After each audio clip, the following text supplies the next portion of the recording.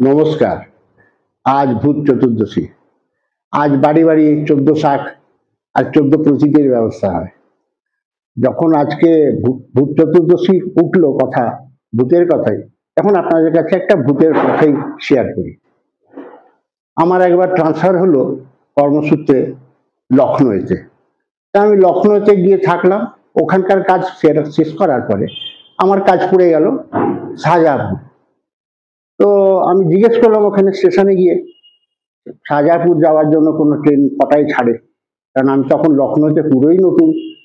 তো শাহজাহানপুরেতে যাওয়ার জন্য বেলা ১২টা ১টার সময় ট্রেন ছাড়তো। তো ট্রেনেতে বসলাম টিকিট নিয়ে। তো ট্রেন চলছে, কিন্তু আমার মনে হচ্ছে যেন ট্রেন লেট। সেটা ছিল ডিসেম্বর মাস আর খুব কনকনে ঠান্ডা। তো আমি পাশের লোককে জিজ্ঞেস করলাম, ভাই এটা শাহজাহানপুরে কটা নাগাদ পৌঁছাবে? বললো লাগতা है कि রাত 12-1 बज जाएगा। বললাম বাবারে, রাতে ১২টা ১টা, শাহজাহানপুর সেও তো আমি চিনি না, নতুন জায়গা। তো গিয়ে সেই 12:30 পৌনে ১টা নাগাদই পৌঁছালাম। নামার পরে দেখছি যে লোক সেরকম কেউই নামেনি, খুব কম। দু একজন নামলো, হেঁটে চলে গেল। তা আমি তো কিছুই জানি না। নামার পরে দেখি দূরে একটা টাঙা দাঁড়িয়ে আছে, একটা ছোট্ট আলো জ্বলছে। আমি যাই তো দেখি, জিজ্ঞেস করে যদি আমাকে কোনো হোটেলে নিয়ে যেতে পারে। তা আমি গিয়ে ওর কাছে গিয়ে পৌঁছালাম। ভাই यहाँ पे कोई होटल मिलेगा? तो से टांगा वाला আমাকে বলছে কি, हाँ बाबूजी चलिए आपको हम एक ठो होटल में पहुंचा देते हैं। আমি ঠিক আছে, ওর কথা মতন আমি ওর টাঙায় চেপে বসলাম। টাঙা প্রায় ২-৩ কিলোমিটার যাওয়ার পরে বাঁ দিকে ঘুরলো, রাস্তা থেকে ঘুরে একটা হোটেল মতন দেখতে মনে হলো যেন হোটেল বা ধর্মশালা, বললো হ্যাঁ ধর্মশালা আছে। তো গিয়ে ঢোকার পরেতে ওখানে নামলাম। বললো যে, আমি জিজ্ঞেস করলাম ভাই এখানে লোক আছে, কে ইয়ে করবে? বললো বাবুজি अंदर जाइए, अंदर में आदमी है, আপনাকে একটা রুম দিয়ে দেবে। ঠিক আছে। তো আমি নিচে নামলাম। নামার পরে দেখছি কোনো আলো জ্বলছে না। একটা ছোট নিচে রুমেতে একটা টিম করে আলো জ্বলছে। বাবা এ আবার কি, এখানে তো লাইটও নেই। আর তখন চারিদিকে লাইটও এত ছিল না ওই সালেতে, ১৯৮২ সাল। আমি উঠলাম, ভেতরে গিয়ে দাঁড়াতে এক বুড়ো ভদ্রলোক কম্বল মুড়ি দিয়ে বসে আছে। আমার ভাই একটা রুম পাওয়া যাবে? আমার দিকে একটু নাচ আর চোখে তাকিয়েই বলতো মাথা নাড়লো। যে আমাকে একটা রুম দিয়ে দিন। তো বললো যে ঠিক হ্যাঁ চলিয়ে। তা আমাকে নিয়ে গেল। তা দোতলায় নিয়ে যাচ্ছে। সিঁড়িগুলো দেখছি কাঠের সিঁড়ি, আর পাটাগুলো সব নড়নড় করছে। রেলিং ধরে ধরে কোনো রকমে দোতলায় উঠলাম। ওঠার পরে একটা রুম নিয়ে গেল, নিয়ে গিয়ে বললো বাবুজি ইসমে রহ যাইয়ে। আর ঠিক আছে, তুমি যখন বলছো এইটাই রুম, ওতেই থেকে যাচ্ছে। তো রুমেতে গিয়ে ঢুকলাম। ঢুকে দেখি চেয়ার ভাঙা, টেবিল ভাঙা, দেখে তো মনে হচ্ছে না যেন কেউ কোনোদিন ছিল ওখানে। আর একটা দড়ির খাট পড়ে। তা আমি ভাবছি যে, পেছন ফিরে দেখি লোকটা নেই। আমি ভাবছি যে এই দড়ির খাটে আমি শোবো কি করে? কোনো তোষক নেই, বালিশ নেই, চাদর নেই, কিচ্ছু নেই। বাবা এ কোথায় এলাম আমি? তো আমি বললাম ঠিক আছে। তো জিনিসপত্র সব রেখে দিয়ে আমি স্নান করবো বলে বেরোলাম। নিচে বাথরুম, সারি সারি বাথরুম। নিচে কোনো রকমে নামলাম, নেমে বাথরুমের কাছে গেলাম। সে বাথরুম হচ্ছে এরকম লাইন লাইন করা, এপাশে মুখ আবার ওদিকে মুখ, কিন্তু কোনো বাথরুমের দরজা নেই। আর ঠিক আছে বাবা, এখানে তো ধারে কাছে কেউ নেই, এখানে কোনো রকমের স্নানটা সেরে নি। তো ট্রেন থেকে নামলে একটু কেমন লাগে না? তো স্নানটা না করলে ভালো লাগে না। আর ঠিক আছে স্নানটা করিনি, ঠান্ডা ঠান্ডা জল। স্নান করছি, ঠিক আমার যে পেছনের বাথরুমটায় ওপাশ থেকে কে যেন গলা খাঁকারি দিচ্ছে, স্নান করছে, কুলকুচি করছে। বাবা এত রাত্রিরে আবার উল্টো দিকের বাথরুমে কে স্নান টান করছে? যাই তো একবার দেখি তো লোক আছে তাহলে। ঘুরে গিয়ে পেছনে যখন গেলাম, তখন দেখলাম বাথরুমে কেউই নেই, পুরো ফাঁকা, না জল পড়ে আছে না কিছু আছে। বাবারে এটা কি আবার কেউ কোথা থেকে কে আওয়াজ করছিল? ফিরে এসে যাই হোক আমি আমার বাথরুমে আবার স্নান টান করে যথারীতি ওপরে গেলাম।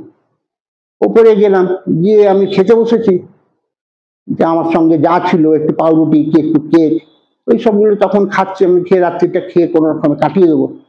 আমি খাচ্ছি যখন, তখন হঠাৎ দেখি এক কলসি জল নিয়ে এসে এই বুড়ো ভদ্রলোক দরজার সামনে দাঁড়িয়ে, কোনো শব্দ করেনি, কিছু না। আমি দেখে একটু চমকে গেলাম। বলো বাবুজি পানি লিজিয়ে। জল নিয়ে এলাম, একটা ছোট্ট মাটির ছোট কলসি, ছোট্ট মাটির কলসিতে করে জল দিয়ে গেল। তো জলটা আমি নিয়ে নিলাম, খেয়ে টেয়ে নিয়ে আমি যখন খাচ্ছি তখন মনে হচ্ছে বাইরের বারান্দায় কে যেন হাঁটাহাঁটি করছে, ফুটখাট করে যাচ্ছে আসছে, চটির শব্দ, জুতোর শব্দ। আমি বাবা কে রে বাবা। আর ঠিক আছে, খেতে খেতে একবার বাইরে বেরিয়ে, দরজা খোলাই ছিল, বেরিয়ে যখন আমি এদিক ওদিক দেখছি তখন দেখছি যে না কেউ তো নেই। আমি যে কি বা কিসের আওয়াজ হচ্ছে এরকম। আবার ফিরে এসে আবার ওই খাটিয়াটায় বসে কোনো রকমে খেয়ে নিলাম। খেয়ে আমরা যে যাই হোক ঠাকুরের নাম জপ করতে করতে শুয়ে পড়েছি। কিন্তু রাত্রিরে খালি খুটখাট আওয়াজ আসছে, কে যেন হাঁটছে, কে কাশছে, নানান রকম শব্দ। তাও মন ইয়ে করে করে হয়তো বা আমি ভোরের দিকে একটু শুয়ে পড়েছি। ভোরবেলায় ঘুম ভাঙলো। ঘুম ভাঙার পরে আমি বললাম যে দেখি মুখ হাত পা ধুয়ে দিই। ধুয়ে এটা কিরম নোংরা নোংরা লাগছে, একটা ভালো পরিষ্কার হোটেলে থাকতে হবে, এইসব ভেবে আমি গিয়ে মুখ হাত পা ধুয়ে এলাম। ধুয়ে এসে যখন আমি রেডি হয়ে বেরোচ্ছি, আমি যে যাই নিচে গিয়ে কাউন্টার এসে ভাড়াটা দিয়ে দেবো রাত্রিরে। ভাড়া দিতে গিয়ে দেখছি ওখানে কেউ নেই, কাউকেই দেখতে পাচ্ছি না। অনেককে ডাকাডাকি করলাম, কেউ একটা ধারে কাছে এলো না। আমি দেখলাম রাত্রিরে খাতা দেখছিলাম একটা বড়, আর খাতাও নেই। মানে কি হলো? তারপর চেয়ার টেবিল গুলো এরকম এত ভাঙা, সব জিনিসপত্র নিয়ে যখন আমি বাইরে এলাম, বাইরে আসার পরে দেখছি একটা পুরোনো কালের একটা রাজবাড়ির মতন, যেমন সব আগেকার জমিদারদের বাড়ি থাকতো বা এইসব, বেশ কারুকার্য করা কিন্তু ভাঙা চোরা। মানে দেখে আমার ভয় লাগলো। আমি যে কি হলো, এই বাড়িটাতে আমি কালকে রাত্রিরে ছিলাম না, না টাকা তো দেয়া গেল না রাত্রিরে ভাড়াটা। তাহলে ঠিক আছে দেখি, আমি হেঁটে তাহলে বেরিয়ে আসি। আমি যখন আস্তে আস্তে হাঁটতে হাঁটতে বাইরের দিকে এলাম, এসে যখন ভাঙা গেট বেরিয়ে যখন মেন রাস্তায় এসে পৌঁছালাম, তখন আমাকে একটা রিক্সাওয়ালা দেখতে পেয়ে দাঁড়িয়ে পড়েছে, আমাকে ভূত দেখার মতন দেখছে। তো আমি বললাম যে কে हुआ ভাই? আমাকে বললো সাহেব আপ इधर अंदर से कहां से आया? আমি কেন, আমি তো ভাই এই রাত্রে এখানে ছিলাম। বলো ভগবান का शुक्र है आप जिंदा है। আমি কেন রে ভাই, কি হয়েছে? बोला ये भूत कोठी है, इधर में कोई नहीं रहता है। আমি সে আবার কি? কালকে যে আমি দেখলাম, আমি কাউন্টারে এক বুড়ো ভদ্রলোক বসেছিল, তারপর টাঙ্গাওয়ালা আমাকে স্টেশন থেকে নিয়ে এসে এখানে যে বললো যে ধর্মশালা আছে, থাকার মতন জায়গা। আমি এই সবটা বুঝেই তো তবেই তো এসছি। बोले साहब आपका तकदीर बहुत अच्छा है, जब जिंदा है अभी तक। चलिए हम आपको लेके एक तो होटल पहुंचाते हैं। ঠিক আছে ভাই। রিক্সায় উঠে বসলাম, বসে একটা ভালো হোটেলও নিয়ে এলো খানিকটা দূরে, শাহজাহাপুরের যে মেন বাজার তার ভিতরে একটা সুন্দর পরিষ্কার পরিচ্ছন্ন হোটেলে আমাকে থাকতে দিল।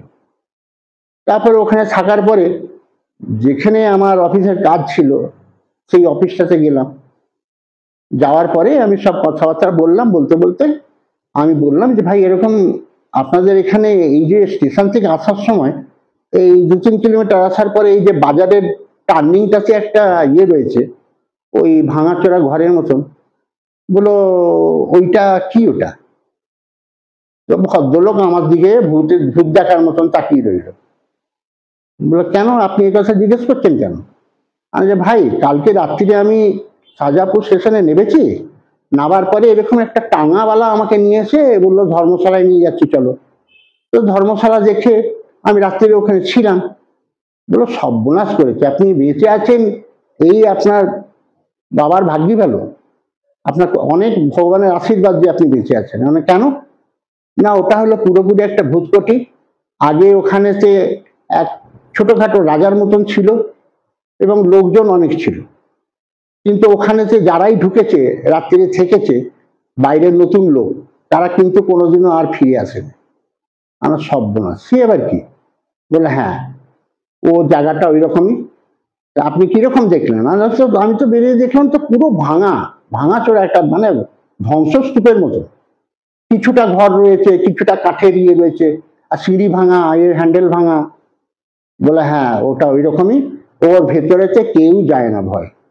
আপনার ভাগ্য ভালো যে আপনি বেঁচে আছেন। আমি যাক, ভগবানের কৃপা যে আমি বেঁচে ফিরে এসেছি। তাহলে আজকে এই পর্যন্তই থাক। আর আমার আজকের এই গল্পটা যদি আপনাদের ভালো লেগে থাকে, তাহলে লাইক, শেয়ার আর সাবস্ক্রাইব করতে ভুলবেন না। আবার আপনাদের কাছে আমি আবার একটা নতুন গল্প নিয়ে আসবো। নমস্কার।